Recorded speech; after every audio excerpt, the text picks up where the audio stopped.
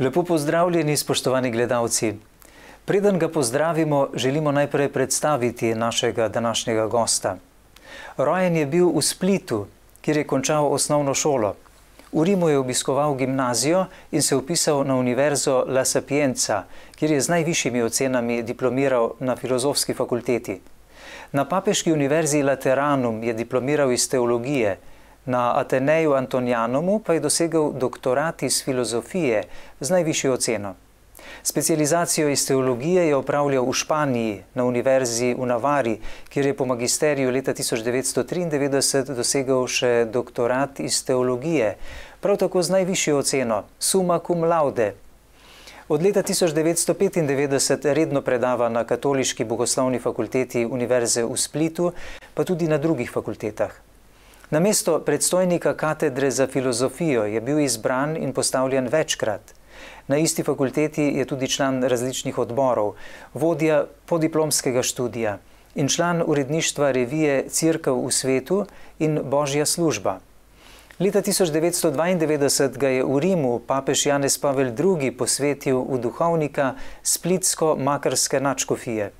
Že kot laik je bil aktivni sodelavec v življenju Hrvaške katoliške cerkve.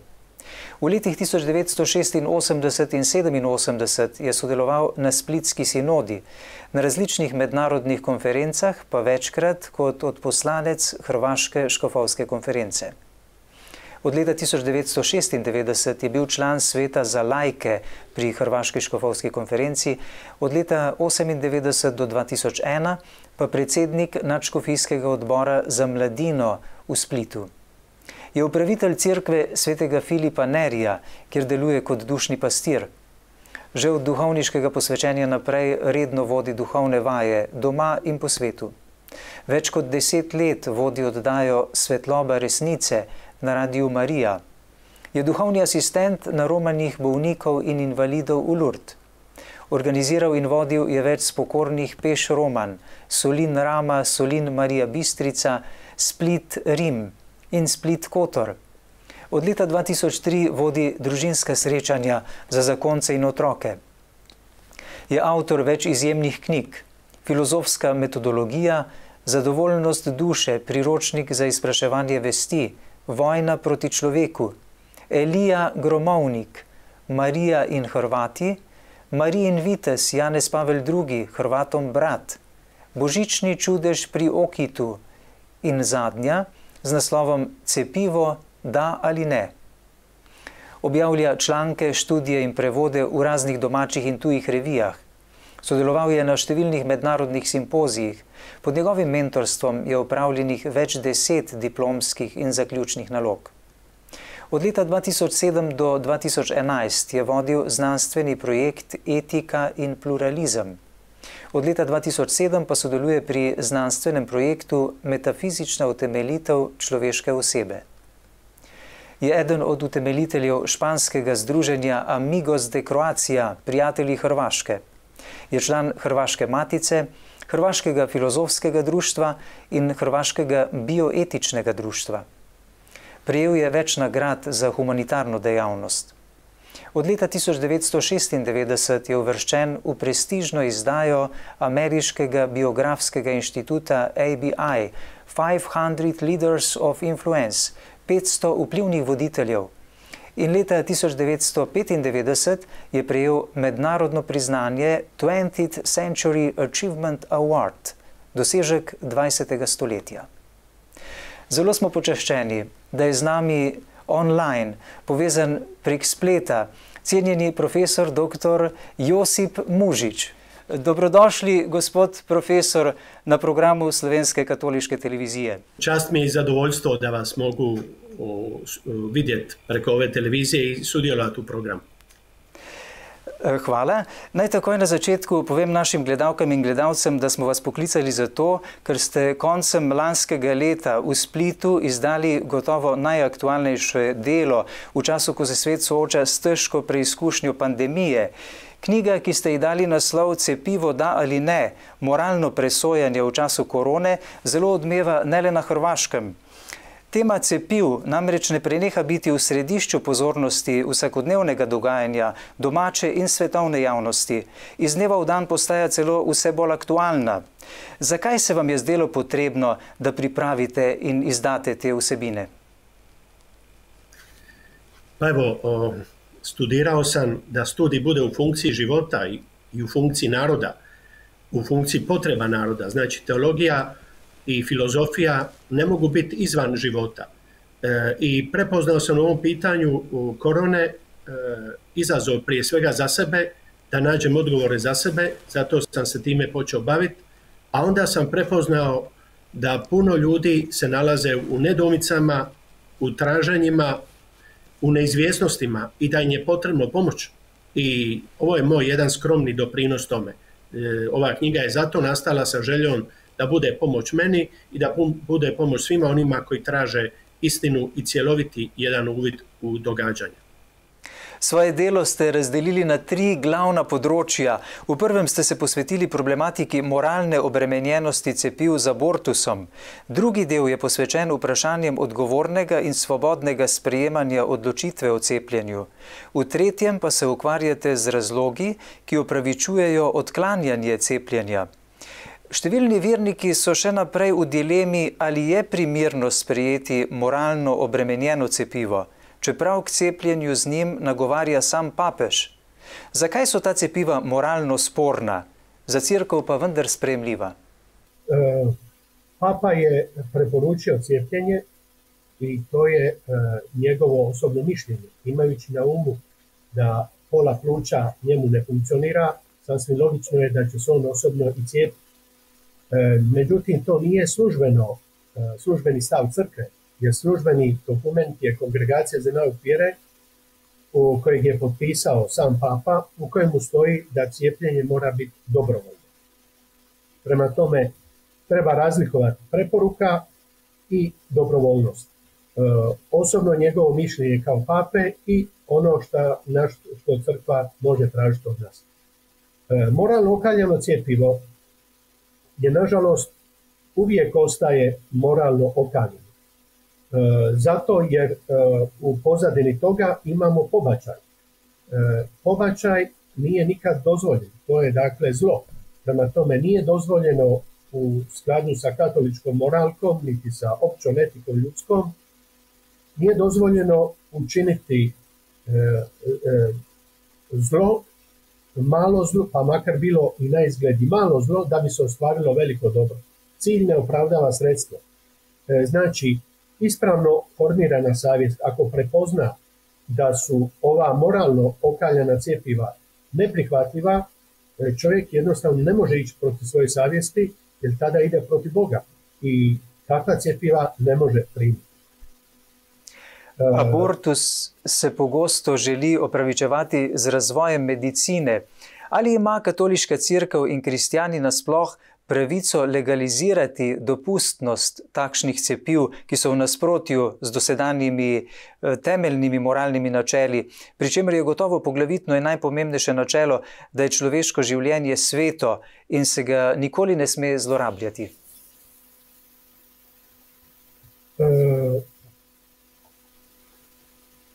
Čovjekov je život svet i nepromjenjivo je učenje crkve da je pobačaj nedužne osobe, djeteta, stravično jedno zlo, nedopustivo zlo. Kad crkva kaže da su ova cjepiva koja su moralno okaljena, da su ipak prihvatljiva, tu moramo razlikovati dvije stvari. Moralno okaljena cjepiva ostaju uvijek. Znači, i nitko oko toga ne boji, jer se kaže da su ta cjepiva pasivna i daleka suradnja sa zlom. Znači, tu se radi o jednome zlu.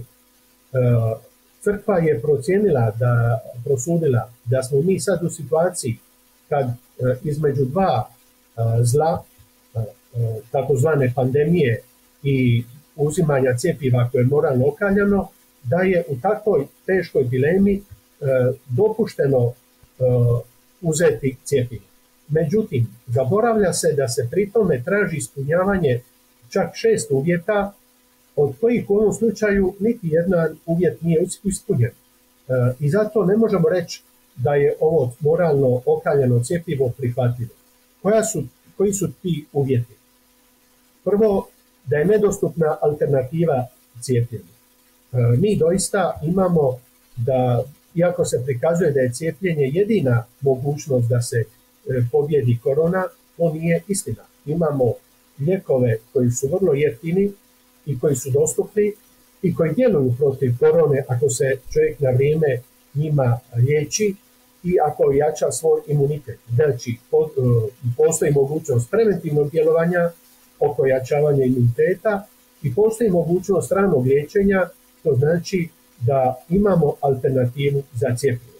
Drugo, da bi se moralno okaljeno cjepivo moglo uzeti, crkva traži da postoji razmjerni razlog.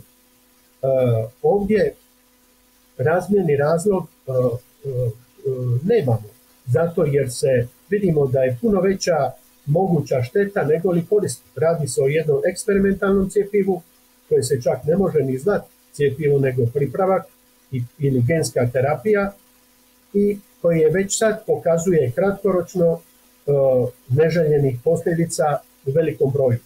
Kakve će te posljedice biti dugoročno, to još ne znamo, ali je to nešto što je jedan veliki rizik. Prema tome, nemamo tu razmjerni razlog da bi se u to mogli upustiti. Treće, mora postati ozbiljna opasnost za zdravlje osobe. Kad gledamo kolika je smrtnost od korone, onda je to, slažu se znanstvenici, najviše 0,27%. I to uglavnom pogađa ljude iznad 60 godina, takozvane rizične skupine, starije ljude i prema tome tu nemamo jednu ozbiljnu opasnost za zdravlje kao što koja bi u ovom slučaju vrijedila. Četvrto, traži se da takozvani obavješteni pristanak, dakle da ljudi budu upoznati da je to genetska terapija, da je to još u eksperimentalnoj fazi, da budu upoznati ono što traži Nirnberški kodeks sa eventualnim opasnostima i sastojcima cjepiva koja mogu biti štetna i tek onda, dakle, da odluče da li će to cjepivo primiti ili ne. Peto, traži se dobrovoljnost. Mi kad vidimo na koji se način sve ljude uvjetuje i ucjenjuje, onda tu više nema govora o dobrovoljnosti, nego imamo govora o prisili. I to je posebno vidljivo kod takozvane COVID potvrde. Znači, nemamo ispunjen ni taj 5. uvjet dobrovoljnosti. I 6. uvjet je da se traži djelotvorna borba protiv pobačaja. Dakle, za prava nerođenih. Ako se već i mora uzeti takvo cjepivo, onda se traži da čovjek učini sve što je u njegovoj moći da pokaže svoje neodobravanje za takvo cjepivo, da izvrši pritisak na farmaceutske industrije da takvo cjepivo ne proizvode i da se distancira od takvog cjepiva. To, kako vidimo, katolici ne čine. Prema tome, nije ispunjen ni taj 6. uvjet da bi se moralno okaljeno cjepivo moglo primiti. I kako nije ispunjeno nijedan od uvjeta, dovoljno je da jedan ne bude ispunjen, to moralno okaljeno cjepivo je praktički neprihvatljivo za katolike. Evo, to je moje mišljenje. S cepivi proti COVID-u smo prišli že tako daleč, da večina katoliških moralistov meni, da cepiva povezana s splavom niso le moralno sprejemljiva, temveč zaradi splošnega dobrega moralna obveza. Na začetku je to cepivo bilo moralno nesprejemljiva alternativa, ki jo je treba eliminirati. Potem je bila njegova uporaba moralno dopuščena. Nato pa so bila ta cepiva z eno besedo le še moralna. Ali ni nenavadno, da je sprejemanje teh cepiv razglašeno za dejanje usmiljenja in se tako ustvarja moralni pritisk na vernike, da ga morajo vzeti? Da, to je zloupotreba milosrđa. Zato jer ako se čin ljubavi događa pod pritiskom, pod silom, onda se to zove silovanje.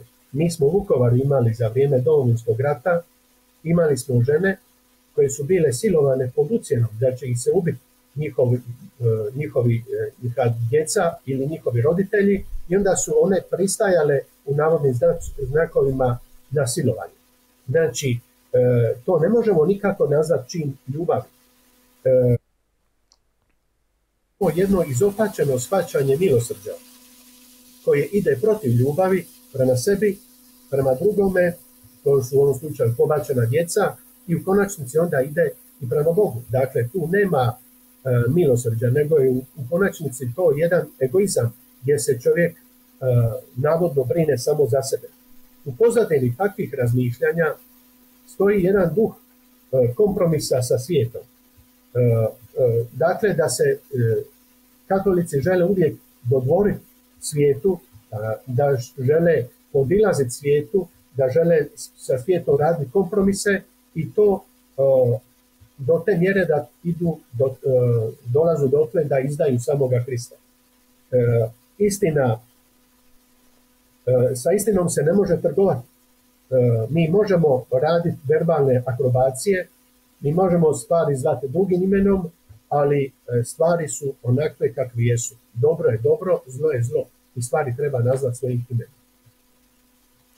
Kakšne posledice ima za kristjane splošna uporaba moralno obremenjenih oziroma spornih cepiv? Pa posljedice su ogromne, zato jer mi na taj način pomažemo širenje kulture smrti i pomažemo industriju pobačaja. Industrija pobačaja, to jest komercijalizacija ubijene djece u majčinoj utrobi, dobiva sve više zamaha zahvaljujući toga što se stanice pobačene djece koriste u farmaceutskoj industriji, koriste se njihovi organi, trguju se njihovim organima, dijelovima tijela i slično. I to je ono što ove stanične linije HEK 293 i druga 5263, koja su u pozadini odobrenih cjepiva protiv COVID-a, ona su bila napravljena na djeci koja su bila, najmanje su trebala biti stara 3 mjeseca, trebali su biti od zdravih roditelja, trebali su plus toga biti živa kad se njih koristi za uzimanje njihovih organa, i na živo je i najbolje uzeti organe od kojih se onda, dakle, radu te stanične linije. Dakle, to su stravični detalji koji su izašli tek naknadno na vidjelo, i pokazalo se da se tu ne radi samo o 2 pobačaja kako se to htjelo pokazati, nego da te stanične linije nisu besmrtne, nego se trebaju svako toliko obnavljati. I mi imamo da je prije nekoliko godina Kinezi su napravili novu staničnu liniju, napravili su znanstvene radove o njoj i rekli da su napravili 10 pobačaja dok nisu uspjeli doći do stanične linije koja im je bila potrebna. I svaka od tih pobačanih beba znalo se da je od zdravih roditelja, znalo se da je dobrog zdravstvenog stanja, i jer jedino takve bebe dolaze u obzir. Znači, to je ono što se ne prestaje i ne može se reći to je staro 50 godina i to se više ne događa. To se nažalost nastavlja, i na ovakav način ako mi tu ne dignemo svoj glas, to će se samo nastavljati sve više. Proizvođači cjepiva su rekli, umirili su hinduiste da nisu koristili kravlje stanice u cjepivima. Umirili su muslimane da nisu koristili svinjske stanice. A mogli su napraviti ta cjepiva bez da koriste fetalne stanice beba, a nisu. Zato jer ne drže do kršćana, smatraju da mi jednostavno nećemo pružiti nikakav otpor. Zato je jedan Englez rekao da će on postati transvegan, jer da se vegane poštuje kad se radi cjepivo više nego što se poštuje kršćane. To je nažalost istina. I zato mi, ako jesmo na zapadu manjina, ako dignemo svoj glas, zaustavit ćemo ovo zlo. Ako ne dignemo svoj glas, postajemo sukrivci za zlo koje se događa. Od cerkve se očitno pričakuje, da se bo pokorno prilagajala novim okoliščinam. Gotovo se ni lahko upreti tem silnim pritiskom ter trezno in svobodno presojati in razločevati. Če sodimo po sadovih, današnje izkušnje zmeraj bolj kažejo, da se vse bolj sprejemajo cepiva, ki so nastala v povezanosti z abortusom. Še več, mnogi v tem ne vidijo nič slabega. Kako vidite vlogo cerkve, še posebej v tem času, ko je na delu globalno cepljenje celotne človeške populacije? Vrlo je važno, ako crkva želi ostati vjerna Kristu, da zadrži svoju neovisnost i slobodu. Prema tome da ne podlegne pritiscima i manipulacijama nacionalnim ni globalnima, koji žele pretvoriti crkvu u produženu ruku stožera, dakle u jednu ustanovu koja će podržavati i blagoslivljati mjere koje donose razni stožeri sa vrlo upitnim pravnim stajalištem. Znači, mi smo dužni slušati Boga, a svjetovnim vlastima se pokoravati samo onoliko koliko su njihovi zahtjevi u skladu sa Božjim i naravnim zakonom. Ako su protivni naravnom zakonu ili ako su protivni Božjem zakonu, mi jednostavno to nismo dužni slušati. Ovdje je važno da crkva ne pristane na manipulaciju, da sačuva svoju samostalnost i ako ništa drugo da bude suzdržana i da se ne očituje u pitanjima koje su zdravstvene naravi. Ali ni cerkev moralno zavezana, da obvaruje človeštvo pred tendenco globalizacije, ki je cilj ena vlada, ena religija, pri čemer želi elita s postopki transhumanizacije zlorabiti božjo bit človeštva? Če bo cerkev ob tem molčala, kdo bo spregovoril? Tako je, crkva mora imati svoju proročku dimenziju, da bude glas Božji u svijetu. Ako mi ugušimo tu proročku dimenziju u ovim procesima globalizacije, onda ne samo da ćemo izgubiti slobodu na planu zdravlja, da raspolažemo svojim zdravljem, nego ćemo izgubiti slobodu i na planu svoje vjere. Kao što se već vidi po nekim naznakama, kao što su to bila zaključavanja crkve, jer će ovaj proces globalizacije doći do toga da će svjetovne vlasti htjeti odlučivati kako se mi moramo ponašati u crkvi i kakva mora biti naša vjera. Jer globalni proces ide za stvaranjem jedne nadreligije, sinkretističke, u kojoj više nema Krista kao jednog spasitelja, nego je Krist jedan od bogova ovoga svijeta. I zato crkva ne smije pristati na takvu globalizaciju, nego treba sačuvati svoju vjernost Kristu, pa po cijenu toga da se nađe u manjini i po cijenu toga da bude i progonjen. Jer ne možemo izdati ono što je bitno za nas. Ako se odreknemo Krista ovdje na zemlji, on će se odreći nas kad dođemo pred njega na posljednjem sudu. Gospod profesor dr. Josip Mužič, kot ste že dejali, obstoječa cepiva proti COVID-u so šele v eksperimentalni fazi, ki se bo zaključila šele leta 2023. Ne pozna se nobenih dolgoročnih morebitnih slabih posledic na organizme, ki sprejemajo ta cepiva. Vse bolj se izkazujejo stranski učinki teh cepiv, ki so pri zelo številnih tudi zelo težki. Na tisoče ljudi po svetu pa je po prejemu tega cepiva umrlo. V splošni deklaraciji o bioetiki in človekovih pravicah lahko preberemo, da se lahko katerakoli preventivna, diagnostična ali terapevtska medicinska intervencija izvede samo s predhodnim in svobodnim pristankom dotične osebe, kar podrazumeva tudi dobivanje zadostnih informacij. Nürnberški kodeks zahteva, da se pacientu omogoči zadostno vedenje in razumevanje, da bi se mogel pravilno odločiti. Podobno Helsinška deklaracija poudarja pomembnost informiranega pristanka. Svet pa je danes v fazi, ko se ljudi vse bolj poskuša prisiljevati k cepljenju. Poslušamo o uvedbi poskusov obveznega cepljenja. Ali ni pri vprašanju lastnega zdravja pomembno, da je treba vsakemu odraslemu človeku omogočiti, da samostojno, povsem svobodno odloča o svojem zdravju?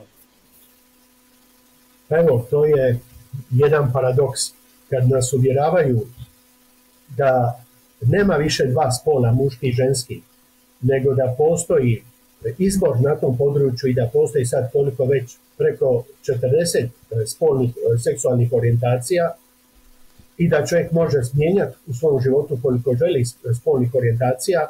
Znači danas može biti muško, sutra može biti žensko, preko sutra može biti nešto treće. To nam pokazuje, to se sve događa u ime izbora. A s druge strane, kad se radi o pravome slobodi izbora, kao onda u ovom slučaju da moramo mi odlučiti o svome vlastitom zdravlju, to nam se ne dopušta. Prema tome, to je jedan uvod u diktaturu koja je veća od komunističke. Jer se tu smatra da je čovjek, da smo svi mi, bez obzira koliko godina imali, da smo nezreli, da ne možemo sami prosuditi stvari, da ne možemo donijeti dobre odluke za sebe i da su nam potrebni staratelji. Da su nam potrebni staratelji koji će postaviti političari na svjetskoj razini i na ovoj lokalnoj, nacionalnoj razini. To je nešto što je duboko protiv dostojanstva čovjeka. Nedavno je izašlo u novinama da je u ove 2 godine krize 160 milijuna ljudi završilo u siromaštvu, a 10 najbogatijih ljudi su udvostručili svoje bogatstvo, tako da su od 700 milijardi dolara koje su imali prije 2 godine sad došli na milijardu i 500 na bilijun i 500 milijardi dolara. Dakle, kako je to moguće? To je moguće zato jer u ovim procesima globalizacije postoje ono što je Ivan Pavao II govorio, postoje grešne strukture koje omogućavaju, dakle i sad, da ova nevolja oko COVID-a postane za siromašne, da ih dovodi do toga da postaju još siromašniji, a bogate čini još bogatiji. To je duboko nemoralno. Zašto se to ne rješava od strane moćnika u svijetu, nego se takve nepravde dopuštaju i one se šire sve više po svijetu. O tome bi trebalo progovoriti i time bi se trebali baviti. I svijet bi bio puno sretniji i ne bi bilo ni gladi, ni teških bolesti koje danas imamo.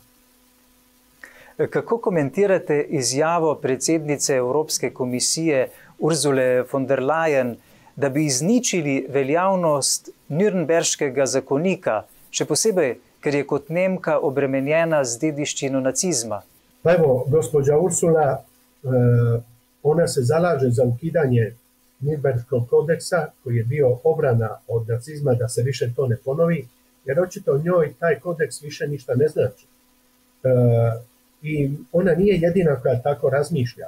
Benedikt XVI. Je govorio da na zapadu vlada diktatura relativizma.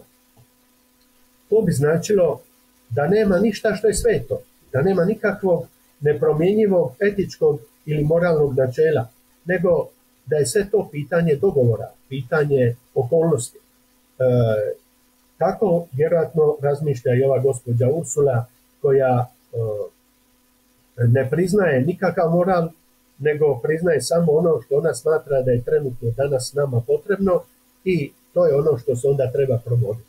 I konkretno, to je sad cijepljenje koje se podiglo na razinu jednog zlatnog teleta, da se traži jedan religiozni stav prema cijepljenju, to znači da čovjek jednostavno isključi svoj razum, da isključi svoju volju, to se čak nemamo i u religijama, i da se bespogovorno prihvaća cijepljenje. To nije u skladu sa dostojanstvom čovjeka. Dakle, i to je protiv svih tekovina civilizacijskih i moralnih na kojima počiva zapadna civilizacija. Ob tem naj omenim, da je tudi v Sloveniji neka etična komisija razglasila cepljenje z eksperimentalnimi cepivi kot etično dopustno. Kako komentirate takšno etičnost? Pa evo, valja vidjeti od koga dolazi etičnost. Mi kako vidimo, nažalost, danas se intelektualci lakše prodaju nego li što to čine prostitutke. I to vidimo kako u medijima, da se novinari prodaju za novac i pišu protiv svojih uvjerenja, kako i razni stručnjaci na drugim područjima pišu i govore onako kako oni koji im daju novac od njih traže. To je jednostavno jedna intelektualna prostitucija i nije važno onda toliko što se govori u ovom slučaju, nego od koga dolazi. Ako onaj koji to govori, ako vidimo da nije moralan, da nije karakteran, i onda jasno da i ono što izjavu koju će dati, da će ona biti nedosljedna i biti u prilog onoga što svijet očekuje danas. Zato je važno ne nasjedati na te razne komisije, nego treba gledati ljude, treba gledati osobnu odgovornost pojedinaca i treba gledati sadržaj onoga što se govori. Ako je sadržaj protiv zdravog razuma, protiv savjesti, onda je to neprihvatljivo, bez obzira koliki to samozvani stručnjaci nazvali da je to nešto etično. Ali ni problematično tudi dejstvo, da je v današnji situaciji ljudem težko, mnogim praktično celo nemogoče priti do zadostnih informacij, saj se v vodilnih medijih popularizirajo samo tisti podatki in informacije, ki so v prid cepljenju, vse druge pa večinoma zamolčijo in cenzurirajo. Ob tem pa smo priče neobjektivnega, neredko tudi agresivnega promoviranja cepiv in cepljenja, ki prihaja tudi strani znanstvenikov, ki odstopajo od samostojnega in racionalnega presojanja, kljub dejstvom, s katerimi nas soočajo številni drugi pomembni znanstveniki, ki pa jih svet množičnih medijev in tako imenovana uradna stroka preprosto izključujeta ali povsem ignorirata. Da, mi danas imamo informiranje koje je postalo propaganda. Za vrijeme komunizma, kad bi počeo dnevnik ili kad bi počelo neko zasjedanje partijsko na televiziji, onda bi mi u mojoj kući jednostavno gasili televiziju, jer tu nema što čuti, to je jednostavno pranje mozga. Danas mi svi mislimo da živimo u demokraciji i onda propagandu ne prepoznajemo, a u biti, kako se sad vidi u ovome propagiranju cijepljenja i mjera, imamo jedno orkestrirano jednoumlje, da se ljudima nameće samo jedan obrazac razmišljanja i da se onemogućuje objektivna informacija.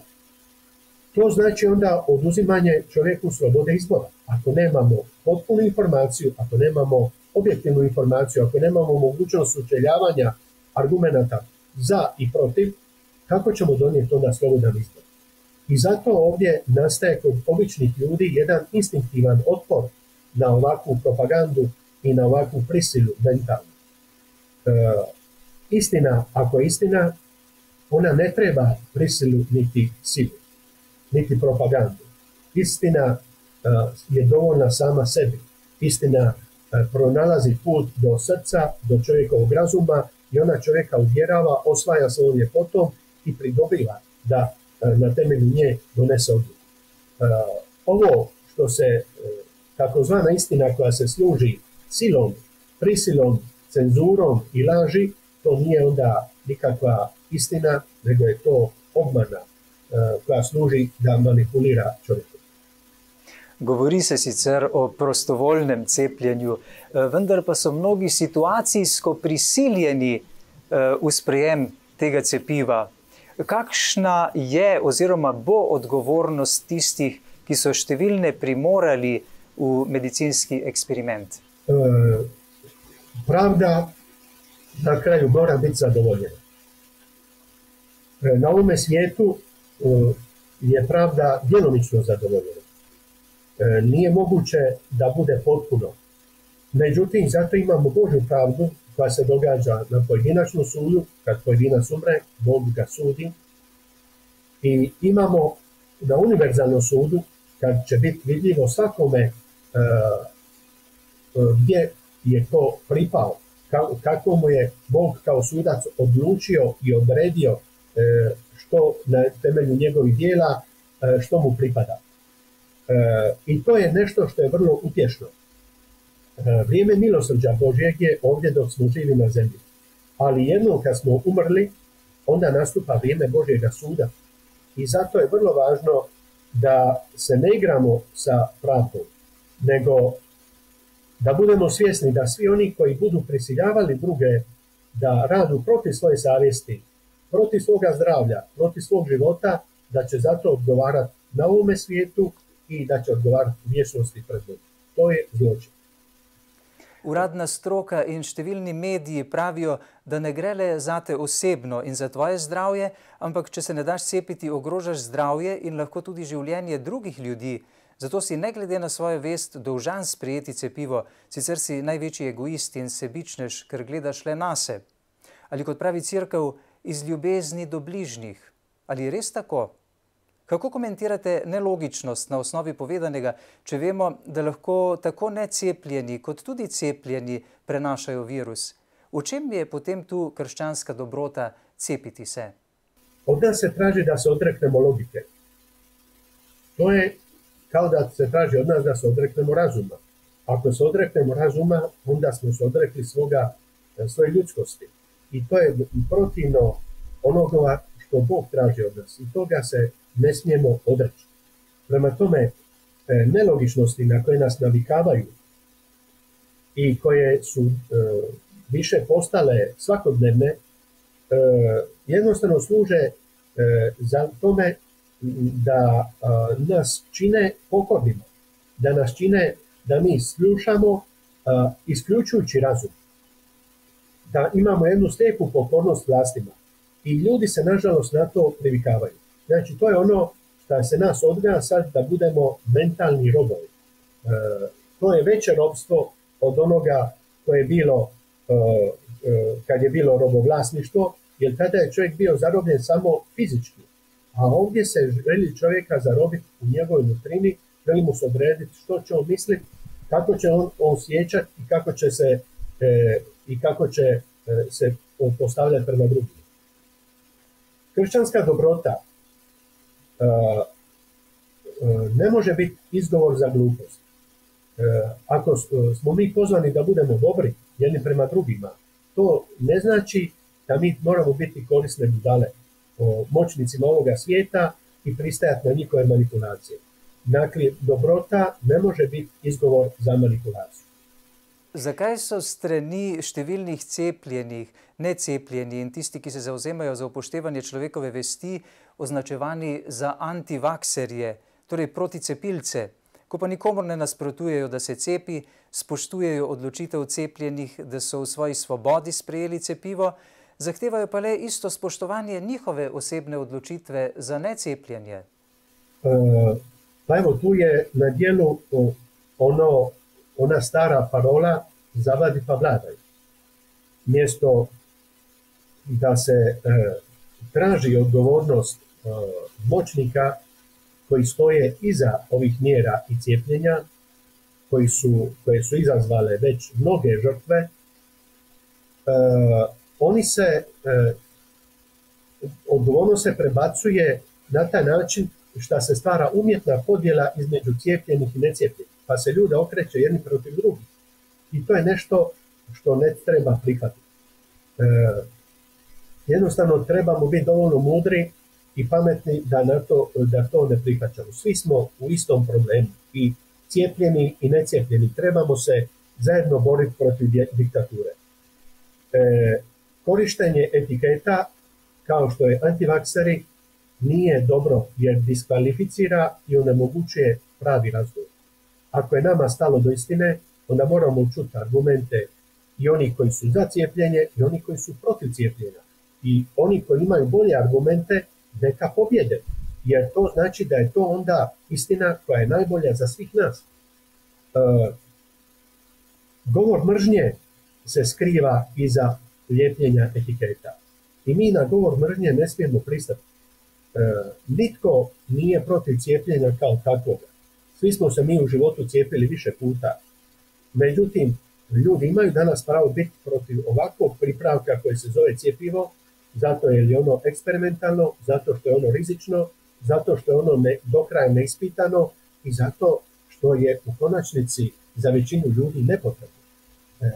Prema tome, budimo jedinstveni, budimo skupa i cijepljeni i necijepljeni oko toga da sačuvamo svoju slobodu izbora i raspolaganja svojim zdravljem i zdravljem svoje djece.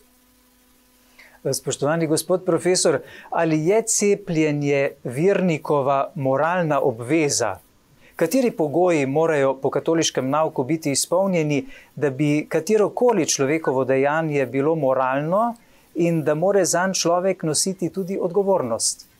Da, evo kad gledamo kod sklapanja braka, onda vidimo da ljudi moraju biti svjesni u što ulaze, koja je svrha braka, da je to međusobna ljubav, da je to rađanje i podizanje potomstva, da je brak nerazriješiv. Dakle, moraju biti upoznati što je kršćanski brak. I na temelju toga moraju onda slobodno to izabrati, bez ikakve prisile i uvjetovanja.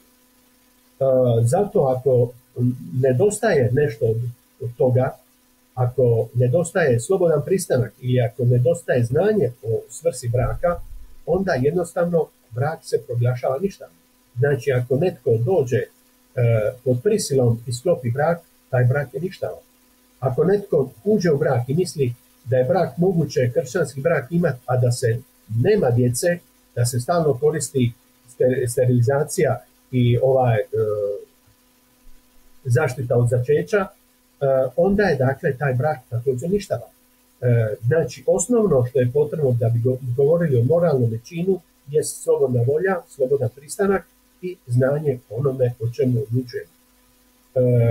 Zato ljudi pozvani su da djeluju po svojoj savjesti i za većinu ljudi, ogromnu većinu, moralna obveza je odbiti ovaj pripravak koji se zove cjepivo i ne prihvatiti ga. Sasvim suprotno od onoga što nam neki u crkvi govore. Kako komentirate tendenco, da bi se uvedli pogoji cepljeni in preboleli, če vemo, da tudi cepljeni prenašajo virus? A ni edino zagotovilo varnosti testirani in preboleli? Kako komentirate takšno nelogičnost? Pa evo, to je jedna od tolikih nelogičnosti. I to je ono što vi kažete zdravorazumski.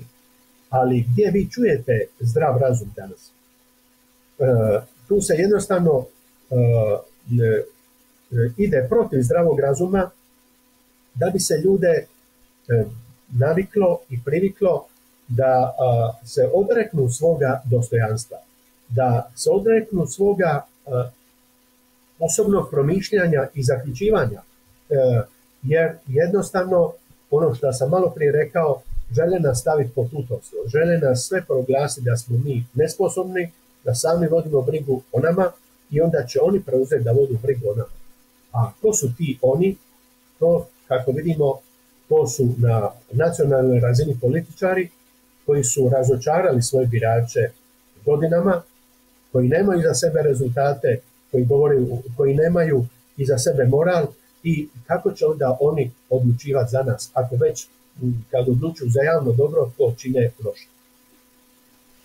V okoliščinah današnjega masovnega cepljenja se promotorji cepljenja poslužujejo vseh mogočih sredstev, od grobe prisile do prefinjenih prevar, z namenom ljudi navesti do tega, da bi se odrekli svobodni izbiri, v upanju, da se bo le tako mogoče čim prej vrniti v normalno življenje. Preprosto se želi ignorirati vse mogoče kodekse in resolucije, ki so povsem jasni v zagovarjanju pravice vsakega posameznika, da se odloča po svoji vesti in popolnoma svobodno. Tudi Svet Evrope, denimo, v resoluciji 2361 odreja, da naj vse države članice zagotovijo, da bodo državljani informirani o tem, da cepljenje ni obvezno in da nihče ne bo izvajal političnih, socialnih ali drugih pritiskov nanje, da bi se cepili, če tega sami ne želijo. In da zagotovijo, da nihče ne bo diskriminiran, ker ni cepljen zaradi možnih zdravstvenih tveganj ali ker preprosto ne želi biti cepljen. Pa evo, iz toga se može vidjeti da nije pravi cilj suzbijanje bolesti korone. Nije čak pravi cilj niti cijepljenje. Pravi cilj je, koji se krije iza svih ovih mjera, pravi cilj je uspostava novog normalnog. I to je ono što moćnici ne kriju. Jedan Klaus Schwab je o tome napisao knjigu. I oni svi govore o velikom resetu, o novom resetu, dakle o novom normalnom. I kažu nema povratka na staro. Znači, normalan život više oni žele da postane nemoguće. A da postane, a da se mi prihvatimo i primimo nova pravila života gdje ćemo u biti imati jedan nenormalan život koji ima za uzor život u Kini. Moćnici koji kuju to novo normalno, taj reset, oni gledaju sa strahopoštovanjem u Kinu i Kinu nastavljaju kao uzor. A to je jedna potpuna diktatura koja se koristi tehnologijom, najmodernijom tehnologijom, da u potpunosti nadzire svoje građane. Zašto bi mi pristali na tako nešto? U normalnim okolnostima ljudi na zapadu na to ne bi nikad pristali. Međutim, kad se uvela ova izvanredna situacija u ime bolesti, onda se podvaljuje i uvodi to novo normalno, to jest jedan novi diktatorski sustav gdje ljudi jednostavno ne prepoznaju da je to nešto sasvim drugo od onoga u čemu su živjeli do sada i što nažalost prihvaćaju. Zato je važno da mi vidimo da se mi moramo boriti svi zajedno zato da se vratimo što prije u normalne uvjete života i da ne pristanemo na stvaranje nikakvog novog normalnog. Združenimi napori vladajočih po večinoma vseh državah postaja propaganda za cepljenje vse agresivnejša, kar povzroča, da se preštevilni ljudje umaknejo in si ne upajo izraziti svojega stališča, živijo v strahu, paralizirani, verjetno v upanju, da se bo vse to čim prej končalo. Ali se bo res končalo kmalu? Kako komentirate oglaševanje oziroma propagando za cepljenje tako prek množičnih medijev, kakor tudi strani večine pastirjev cerkve? Mi, nažalost, brzo zaboravljamo. Kratka nam je memorija. Imali smo ptičju gripu, imali smo svinjsku gripu i sve smo to zaboravili. Imali smo tada, dakle, lažne panike, lažne alarme, imali smo čak i lijekove koji su se prodavali i na kojima su se neki obogatili i koji su se pokazali štetnima i sve smo to zaboravili, a to je bilo samo pred nekoliko godina. Kako vidimo, taj plan sa pandemijama, taj plan sa cijepljenjem samo mijenja oblik, ali se nastavlja. Prema tome, mi nećemo se vratiti u normalan život sve dok to ne zaustavimo. A možemo to zaustaviti jedino tako ako dovedemo pred sud one koji su krivo postupali.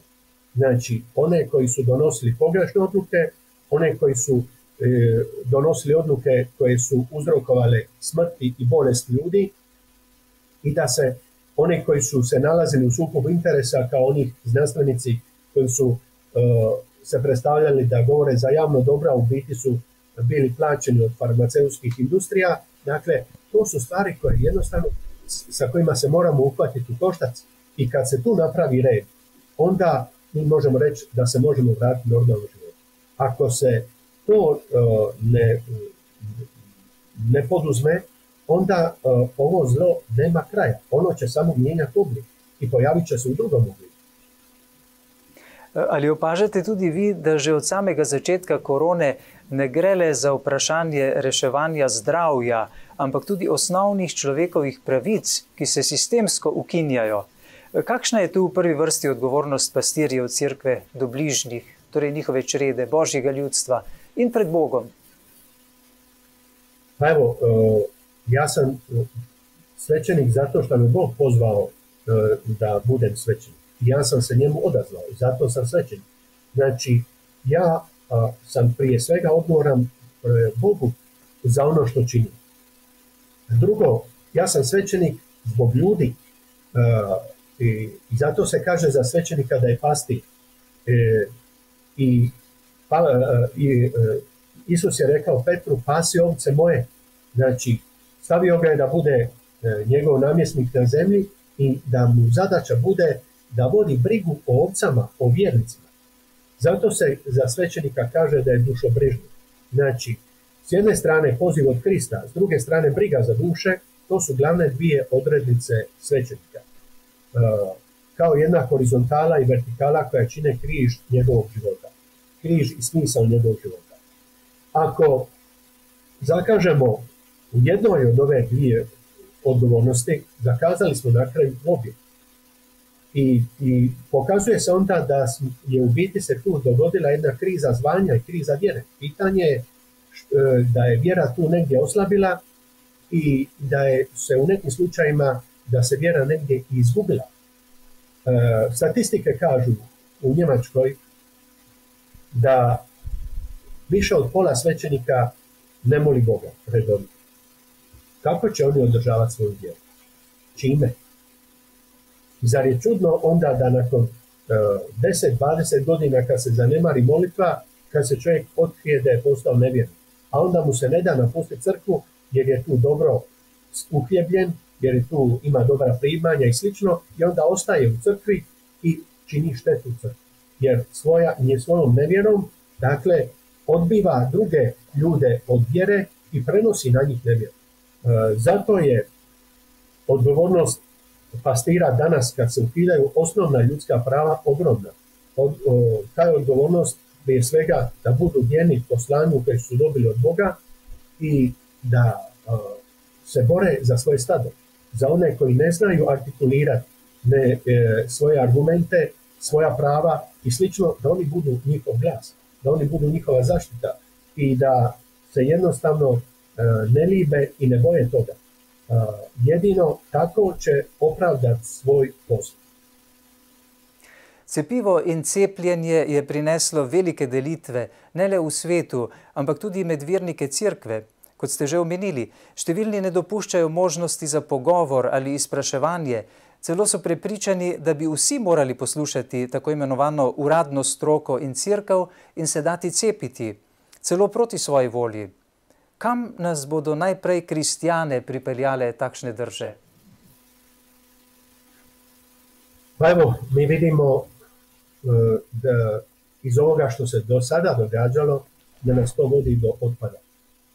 Jer isključivost koja je dovela do zaključavanja crkava, do zatvaranja crkava, pokazala se da je bila pogubna za vjeru.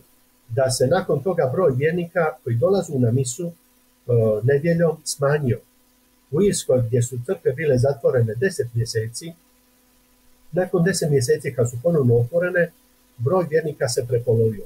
50% manje vjernika dolazi na misu. Zašto? Zato jer je poslana poruka, ni misa nije važna. Misu možeš pratiti preko televizije, kao da možemo jest hranu preko televizije. Dakle, i jasno, ako misa nije važna svećenicima, ako nije važna biskupima, zašto bi bila važna vjernicima?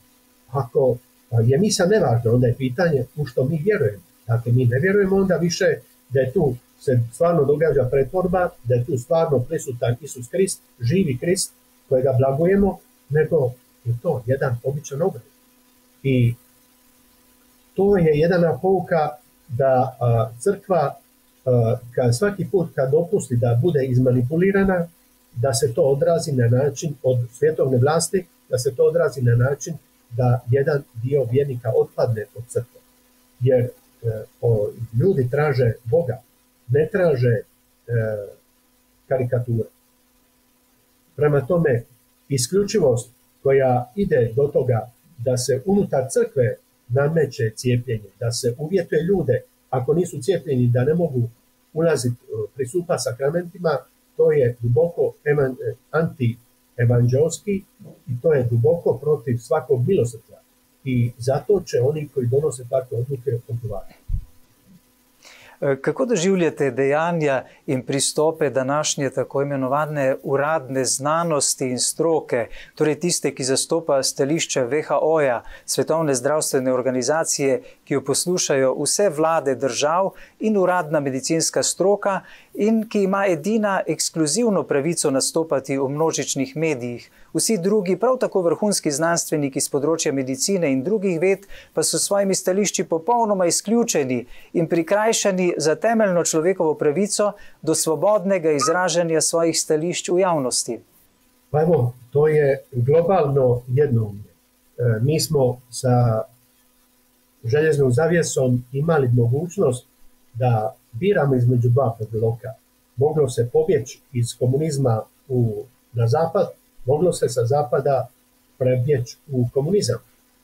Sad u ovom procesu globalizacije se želi jednostavno napraviti jedan globalni sustav jednoumlja gdje nemate više mogućnost da čujete drugi govor i drugo mišljenje. I sve to pod plaštom demokracije.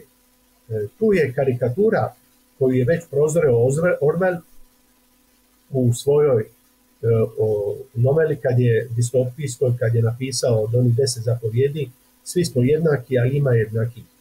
Oni koji danas polažu ekskluzivno pravo da samo se njihova istina može čuti, oni su oni koji promiču i zavode svjetsku diktaturu. I njih se moramo čuvati. Če ne želimo postati sužnji, moramo dopuščati, da nas osvobaja resnica. Očitno to kdaj velja tudi v odnosu do mnenja večine pastirjev cerkve, da bi tako mogli zmeraj ostati zvesti svoji vesti. Kaj pa poslušnost civilnim oblastem? Već je to u Evanđelju odgovoreno, da apostoli su jasno rekli kad su ih priveli farizeji i tamo svećenici u hram, zašto propovijedaju Krista, zašto krše njihove zabrane i zapovjedi. Oni su rekli trebamo se pokoravati Bogu više nego ljudima. Prema tome, svjetovne vlasti treba slušati u svemu onome što nije protivno Bogu i ljudskoj naravi, i to je prirodnom zakonu. Sve ono što je protivno Bogu ili naravnom zakonu, ne samo da smo dužni ne slušati, nego smo se dužni tome odupirati i tražiti načina da se takvi zakoni promijenu i ukinu. To je pitanje, recimo, zakona o pobačaju. To je legalizirano ubojstvo o kojemu se šuti, koji je pravi holokaust koji se događa svake godine. Po službenim statistikama Ujedinjenih naroda prije 2 godine ispada da je bilo 73 milijuna službenih pobačaja na svijetu. Dakle, ako računamo da u Drugom svjetskom ratu bilo sve skupa nekih 40 milijuna žrtava, to je skoro dvostruko negoli žrtava u Drugom svjetskom ratu. I to je samo službeni broj. Ako dodamo one neslužbene brojeve pobačaja, onda se lako popnemo do 100 milijuna pobačaja godišnje. I to je jedna strahovita cifra. Jedan je protestantski pastor rekao, ako Bog ne intervenira, morat će se ispričati na posljednjem sudu Sodom i Gomori. Jer smo mi nadišli u zločinima koje činimo, nadišli smo Sodom i Gomori. I to nas niko ne može opravdati. Mi smo prvi odgovorni zašto se ti zakoni danas provode, zato jer činimo ništa da ih spriječimo. U Hrvatskoj još na snazi zakon komunistički o pobačaju iz 1976.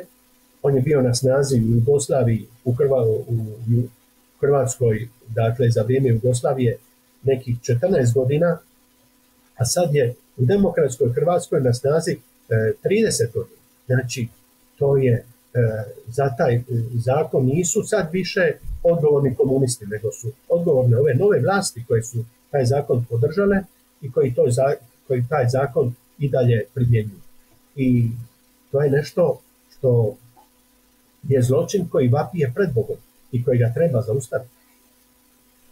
V katerem primeru verniki nismo dolžni poslušati cerkvenih avtoritet, oziroma nam je morda celo prepovedano, da bi jih poslušali? Iz zgodovine cerkve so namreč znani primeri, ki določenim avtoritetam niso bili v čast. tamo gdje počinje grijeh, prestaje posluh. Znači, mi imamo slučaj američkog biskupa McCarricka, kojemu je dokazana pedofilija. Znači, on je zlorabio svoju vlast biskupsku, ja mislim da je čak i kardinal. Dakle, zlorabio je tu vlast da zlostavlja mladiće i to, dakle, uglavnom kandidate za svećenike. To je, dakle, pedofilija na djelu.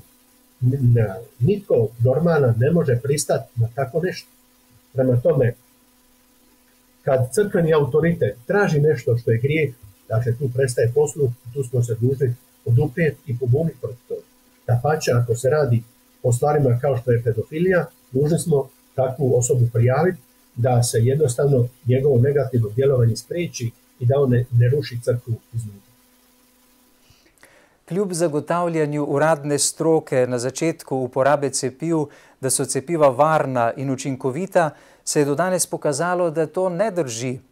Ali torej imajo pastirji cerkve še zmeraj pravico vernike pozivati k cepljenju z eksperimentalnimi cepivi? Nekateri od njih celo trdijo, da je vernik kristjan v grehu ali težkem grehu, če se ne da cepiti. Ako nemamo argumenta, onda je to propaganda. Prema tome, to je onda jedna verbalna akrobacija. Pastiri imaju pravo pozivati na cijepljenje onoliko koliko je to moralno. A kako je cjepivo danas upitno, onda je bolje da pastiri šute ili da pozivlju na suzdržanost od cijepljenja, nego li da pozivlju na cijepljenje, jer jednostavno na te način čine štetu. Kaj naj si mislimo ob vse večjih pritiskih, ki jih izvajajo civilne oblasti na necepljene državljane? Cerkev pa ob tem molči in se ne zavzame in ne povzdigne odločno svojega glasu v javnosti za pravico vsakega posameznika, da se o sprejemu tega poskusnega cepiva odloča po svoji vesti. Nažalost, neki vjernici su zaključili da su se mnogi biskupi prodali vlastima za razne materijalne usluge i beneficije. Ili da se njihovi biskupi jednostavno boje suprotstaviti vlastima radi medijskog linča koji ih nakon toga čeka.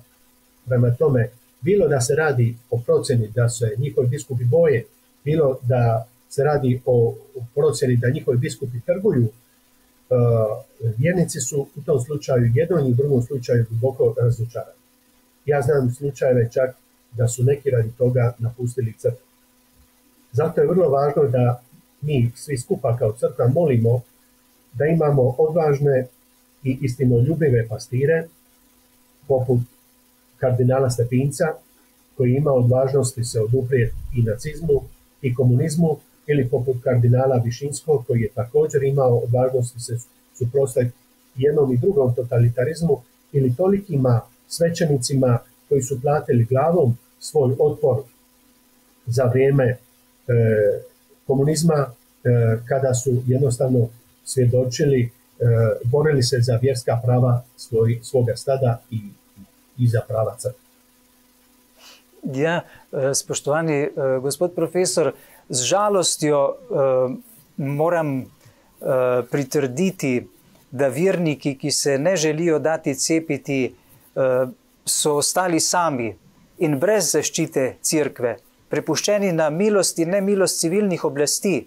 Kako naj vernik učinkovito uveljavi pravico do ugovora svoje vesti? Ali je to morda mogoče tudi na osnovi dokumenta, ki je zavezujoč za vso cerkev in ga je izdala Kongregacija za nauk vere in v katerem je jasno navedeno, da mora cepljenje ostati prostovoljno? Da, teoretski imamo dokument Kongregacije za nauk vjere o dobrovoljnosti cijepljenja. Ali imamo nadasve, imamo Sveto pismo, imamo katekizam. Tu je sadržan jasan katolički nauk koji je nepromjenjiv.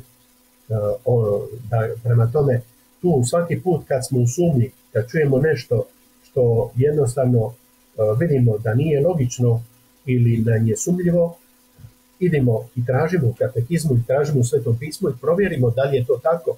Nije dovoljno više danas da je netko svećenik ili da je biskup pa da mu moramo radi toga vjerovati. Treba, dakle, provjeravati sve ono što imamo. U ovoj situaciji, međutim, ako se vjernici često puta osjećaju napušteni ili jesu napušteni od svojih pastira, nisu napušteni od Boga. I crkva je osnovana od Isusa Krista, on je njena glava i zato je važno da mi u ovoj situaciji obnovimo osobni odnos sa Kristom kroz molitvu, kroz sakramentalni život, dakle i da to bude naša glavna snaga. A drugo, da se povezujemo međusobno. Jer ova situacija je dobro došla da se razotkriju namisli srdaca, da se jednostavno pokaže koji su oni kojima je doista stalo do Krista više nego li do ovoga svijeta, a koji su oni koji su spremni trgovati sa svojom vjerom i kojima vjera u biti ne znači.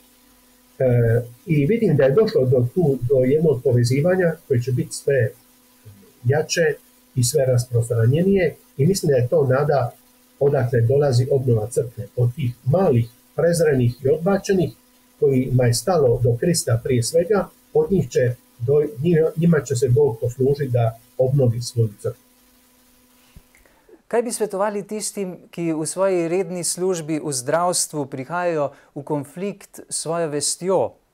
Namreč mnogi so v tem času, da bi ohranili delovno mesto, prisiljeni sodelovati pri cepljenju, čeprav osebno ne sprejemajo teh cepiv in se bojijo, da bi lahko prejemnikom bolj škodovala kot koristila. Ali so lahko v svoji vesti pomirjeni in tako nadaljujejo? Tamo gdje je čovjek u sukobu sa svojom savjesti, on jednostavno ne smije ići protiv svoje savjesti. Prema tome, svatko onaj koji radi u medicini, koji spozna da čini zlo ako cijepi ljude ili ako ih nagovara na cijepljenje, on jednostavno u tome više ne smije sudjelovati. Pa i po cijenu da izgubi posao. Najgore je što se još događa da mnogi na tome dodatno zarađuju. Tako su u nekim zapadnim zemljama, čini mi se u Francuskoj, na svako cijepljenje liječnik dobije nekih 25 dolara, ovih 25 eura dodatnog stimulansa. Što su izračunali da godišnje može ispast čista zarada dodatna uz onu plaću koju već ima veliku, negdje oko 300.000 eura. To je ono čime se služe sadašnje vlasti da ušutkaju savjesti liječnika. I na to se ne smije nasjedati. Nego jednostavno čovjek treba biti spreman, ako žrtvovati svoj posao, da ostane vjeran svojoj savjesti, to jest da ostane vjeran Bogu. I Bog će na kraju provesti. Ja znam da nikome nije lako, posebno liječniku ako je se školovao, on je medicinu studirao najmanje 6 godina, još specijalizaciju 4-5 godina i slično. Praktički tek sa 30 godina je on počeo djelovati kao liječnik, cijeli život je ulagao u to najbolje godine i slično i sad jedanput radi prigovora savjesti treba odreći se svega toga. Nekad nema drugog izbora, drugog načina. Može mijenjati radno mjesto, pokušati otići u privatnike, ali u zločinu ne smije sudjelovati. To je ono što je jasno. Kaj bi svetovali tistim cepljenim, ki glede na razvoj dogodkov s ponovljenimi cepljenji in do danes videne rezultate cepljenja morda razmišljajo, da so se ušteli, da so bili prevarani in jim je v sebi žal, da so sprejeli cepivo. To pravim tudi zaradi tega, ker so sedaj tisti, ki so se cepili že 2-krat, od oblasti tretirani, kot da se sploh niso cepili.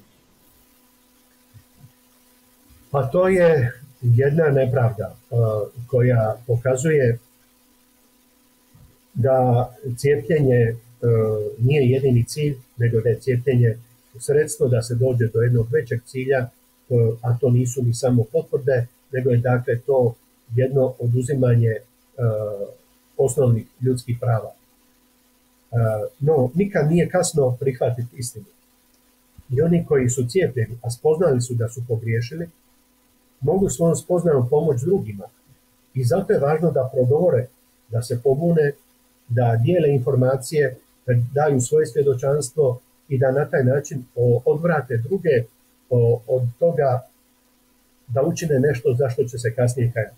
Ili u najmanju ruku da im dozvole da objektivno sagledaju situaciju, da vidu argumente, da dobro promisle prije nego što se cijepe. Dakle, nikad nije kasno boriti se za sebe i druge. Što se tiče vjerske dimenzije, ako je netko uvidio da je pogriješio, onda se treba pokajati. Zato, dakle, pokajati i ispovjediti. Znači, ako je djelovao lakomisleno ili ako je djelovao protiv svoje savjesti, onda je učinio grijeh. Grijeh propusta u lakomislenosti, ako je išao protiv svoje savjesti, onda je učinio grijeh činom. Prema tome, potrebno se pokajati i ispovjediti. Nažalost, znam i slučaj jedan kad se osoba došla na ispovjed pokajati zato što se cijepila i to ispovjediti, i svećenik joj nije htio dati odrješenje. To je, dakle, jedna zloupotreba ispovjedi od strane svećenika. On može imati svoje mišljenje, može on biti za cijepljenje, ali ako presumnjiva osobu koja je došla do spoznaje da je učinila loše kad se cijepila i zato se onda želi pokajati po miri s Bogom, on je dužan joj dati odrješenje. Mi smo došli, nažalost, do takvih situacija u crkvi da je ta podjela iz društva preselila se i u crkvu i da crkva se nalazi sad u problemu. Šta bi vi kazali onim ljudima koji su se cijepili, pa da se još ne zna, možda će u budućnosti imati loše konsekvence zbog ovog cijepiva? Pa evo, da imaju otvoren razum i da promatraju što se događa. Mnogo puta ljudi imaju neželjene posljedice nakon cijepljenja, ali ne žele to povezati sa cijepljenjem. Ne žele razmišljati, ne usude se misliti da su oni koji su ih tako savjetovali da su bili u krivu i da su pogriješili. I zato je važno da čovjek ima dovoljno samokritičnosti da jednostavno prizna, da prati što se događa i ako vidi da je pogriješio, da to jednostavno sebi prizna, jer će mu to pomoći onda da se spriječi veće zlo. Onaj koji uoči, recimo, negativne posljedice cijepljenja na sebi, onda on ako je pametan neće se dalje cijepiti, neće se docijepiva dalje, jer zna da je to da spada u rizičnu skupinu ljudi kojima cijepljenje škodi. Prema tome, nikad nije kasno. I svaki onaj koji se cijepi, ako se cijepio, dakle, neka bude dovoljno mudar, nek promatra što se događa i nek vidi, dakle, ako ima negativne pojave, nek vidi kako se može protiv toga boriti. Nek traži informacije. Ako mu njegov liječnik to ne daje, nek traži od drugih liječnika i u drugim državama ako treba. Ob koncu pa še nekaj o zdravi pameti. Temeljna pravica vsakega človeka je, da lahko uporablja svoj razum. Verniki verjamemo, da ga je ustvaril Bog in da smo prav po njem in po svoji svobodni volji najbolj podobni Bogu. V ozračju strahu zaradi pandemije pa smo pripeljani v stanje, ko je sporno sploh spraševati in nezaželeno misliti svojo glavo. Veliko lažje je preprosto poslušati in delati, kar se ti naroči. Ali Bog res to želi od nas? Ali smo res ustvarjeni kot brezumne živali in ne razumni ljudje, še več svobodni Božji otroci? Bog danas posebno želi da budemo njegova slika i da koristimo svoj zdrav razum i da koristimo svoju slobodu ponosno što nam je Bog to dao kao Božje darove. Na taj način ćemo biti svjedoci drugima, na taj način ćemo biti ono što se od nas očekuje, svjetlo svijeta, sol svijeta, dakle kvasac svijeta. Na taj način ćemo probuditi druge i na taj način ćemo ispuniti svoje poslanje kao kršćani u ovome svijetu. Ako mi ne budemo slika ovoga svijeta, onda ćemo jednostavno zakazati u ovom povijesnom trenutku i doživjet ćemo sudbinu sličnu onome o kojoj govori Krist, da sol koja odljutavi, što se s njom može nego baciti, dakle i ona i po njoj se gazi. Ovo je za nas pitanje, za nas kršćane, za nas odlučujuće pitanje kad mi imamo priliku posvjedočiti za Krista, kad imamo priliku evangelizirati današnji svijet, kad imamo priliku probiti ovu tamu sa svijetom i daj Bože da je iskoristimo. Neka nam u tome doista bude zagovor Majke Božje od pomoći, jer nam je najpotrebniji danas. Spoštovani gospod profesor dr. Josip Mužič, najlepša hvala za vsa vaša pojasnila, za vaše odgovore.